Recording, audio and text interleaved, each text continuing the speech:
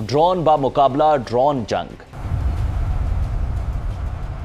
Ukraine का नया हथियार ईरान को रोक पाएगा? अगर एक मुल्क हजारों सस्ते ड्रोन आसमान में छोड़ दे तो क्या दुनिया के महंगे तरीन दिफाई निजाम उन्हें रोक सकते हैं? We have confirmed multiple inbound threats. All units, execute defensive posture Delta.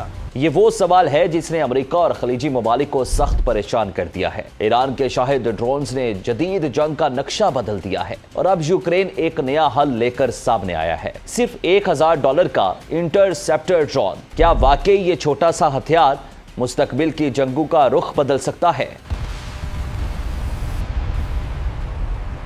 अस्सलाम वालेकुम, मैं हूं फैजान इकबाल और आप देख रहे हैं सुनो एक्सप्लेन्स। आज हम समझेंगे कि यूक्रेन के ये सस्ते इंटरसेप्टर ड्रोन क्या है, ये कैसे काम करते हैं और क्या ये वाकई ईरान के शाहिद ड्रोन्स को रोक सकते हैं। मशरिक़ वुस्ता इस वक्त दुनिया के सबसे हसास इलाकों में से एक है। ईरान, अमेरिका और इसराइल के दरमियान बढ़ती हुई कशीदगी ने खित्ते की सिक्योरिटी सूरत हाल को मजीद पेचीदा बना दिया है। हालिया महीनों में ईरान की जानिब से मुख्तलिफ फौजी और तवानाई के अहदाफ पर मिसाइल और ड्रोन हमलों की इतलात सामने आ चुकी हैं। इन हमलों ने अमेरिका और उसके इत्तेहादी ममालिक को ये सोचने पर मजबूर कर दिया है कि अगर ऐसे हमले बड़ी तादाद में होने लगे तो इन्हें कैसे रोका जाएगा। यही वो जगह है जहां यूक्रेन की नई टेक्नोलॉजी सामने आती है। जी हां, यूक्रेन के सदर व्लादिमीर ज़ेलेंस्की के मुताबिक अमेरिका और कुछ खलीजी ममालिक ने यूक्रेन से मदद तलब की है। उसकी वजह बहुत वाज़ेह है।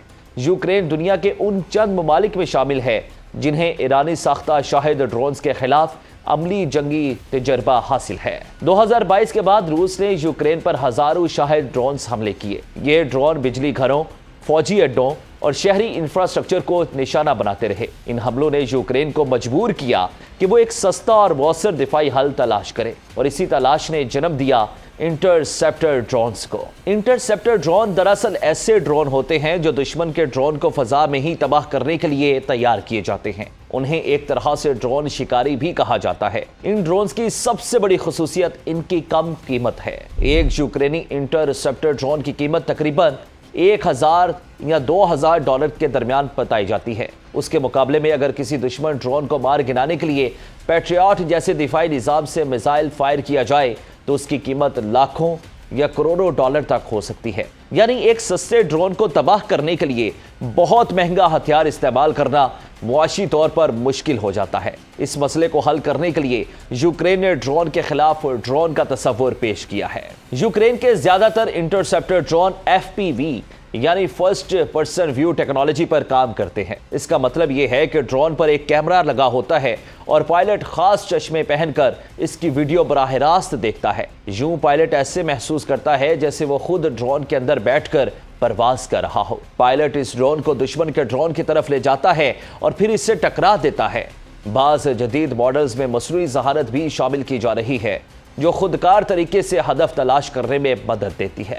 यूक्रेन में इस वक्त मुख्तलिफ किस्म के इंटरसेप्टर ड्रोन तैयार किए जा रहे हैं, जैसे स्टिंग जो एक तेज रफ्तार ड्रोन है जो तकरीबन 340 किलोमीटर फी घंटा की रफ्तार हासिल कर सकता है और इसमें थर्मल कैमरा नस्ब होता है जो रात के वक्त भी हदफ को निशाना बना सकता है। दूसरा बुलेट ड्रोन यूक्रेनी कंपनी जनरल चेरी ने तैयार किया है। इसमें जेट इंजन और 4 रोटर इस्तेमाल किए गए। इसकी खास बात यह है कि इसे 3D प्रिंटिंग के जरिए भी तैयार किया जा सकता है। एक और ड्रोन P1 सनबी एक तेज रफ्तार इंटरसेप्टर ड्रोन है जो तकरीबन 300 किलोमीटर फी घंटा की रफ्तार से परवाज कर सकता है। ऑक्टोपस 100 ड्रोन की तैयारी बर्तानिया में भी की जा रही है ताकि इसकी बड़ी तादाद में पैदावार मुमकिन हो सके। इसी तरह ओडिन विन हिट भी एक मुख्तसर मगर तेज रफ्तार मशीन के लिए तैयार किया गया ड्रोन है जो तकरीबन 5000 मीटर की बुलंदी तक जा सकता है। ईरान के तैयार करदा शाहिद ड्रोन दरअसल खुदकुश या कामिकाज़े ड्रोन है।